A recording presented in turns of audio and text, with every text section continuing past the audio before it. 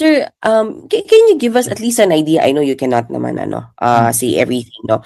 Give us an idea, what is this? Is this a bomb threat? Is this a threat na may magrarally sa labas ng Senado, susugod sa loob? At least give us a picture, sir. Okay. What threat are we talking about? Okay. If you remember, nung Blue Ribbon consultative meeting, nagsuspend si Chairman Erwin Tulfo at linapitan siya ni Director Matibag. No? At hindi ko lang masabi in detail, no? But what he said is there's a possibility of na merong manggugulo, no, sa Senado. And it's a possibility na armed group yung manggulo, no? And tinanong ako ni Senator Erwin at that time kung ano ang magiging decision, and I told him na meron naman tayong security beef up in the Senate. If you notice, nag-beef up tayo ng security inside the Senate at tumingi rin tayo ng additional contingent sa PNP.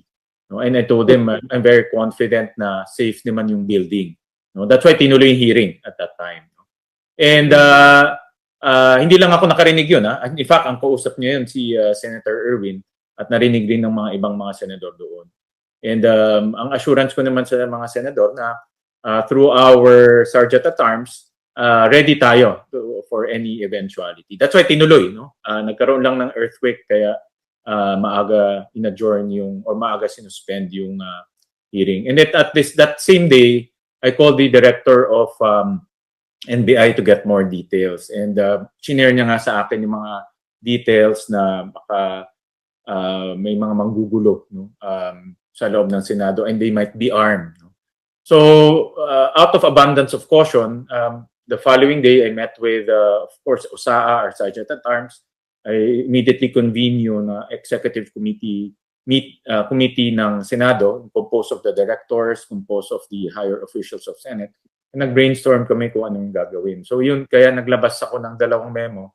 Isa yung heightened security measures at pangalawa yung work from home. So this is an offshoot of my consultation with the executive committee meeting. And I gave instructions today to actually yesterday and today to our Sergeant at Arms na in the next few days mag-network rin siya with our different intelligence agencies. Sabi ko nga marami tayong intelligence agencies kanya-kanyang in intelligence kasi kanya-kanyang kanya-kanyang network yan no? So we need to validate the information para alam natin na paano ang mga next steps natin. Sorry, last on my part.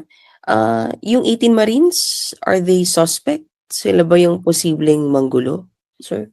18 Marines, I'm sorry, yung na nagpakilalang natin. Yes, 18 bodyguards? Yes, sir, 18 Marines.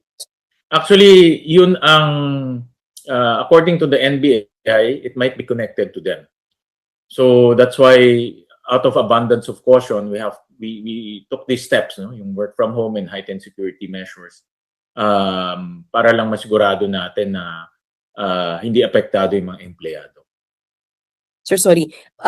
Connected to them meaning sila mismo ang manggugulo? Yun ho ba yung nakuha natin? Hindi naman ganun. Ang sabi ng NBI, it might be connected to them.